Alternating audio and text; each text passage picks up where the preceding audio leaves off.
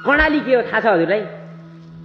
कर्णाली सुन्दर छ अरे, त्यहाँ रारा छ अरे, त्यहाँ पसल झरना छ अरे भन्छ नि, त्यो होइन क्या कर्णाली। कर्णाली यो हो जहाँका छोरी चेलीहरू आफ्नो बाउ मरेको खबर रविबार मार्फत 2 दिनपछि पाउँछन् अनि उनीहरूलाई डाकबत्ती दिनुको कुरा त परै जाओस्, माइती घर आइपुग्नलाई 5 दिन लाग्छ। न सञ्चार न यातायात। चिया समेत रोबरले पकाएर खाने यो 21औं शताब्दीमा पोल्ला गरे साइला दाइ चाहिँ आफ्ना छोराछोरीहरूलाई दाल त यहाँ पाउँदैन, सिस्नोमा हालेर खाने नुन ल्याउनलाई 2 दिनको उकालो बाटो आफ्ना पैतला खियाएर हिँड्छन्।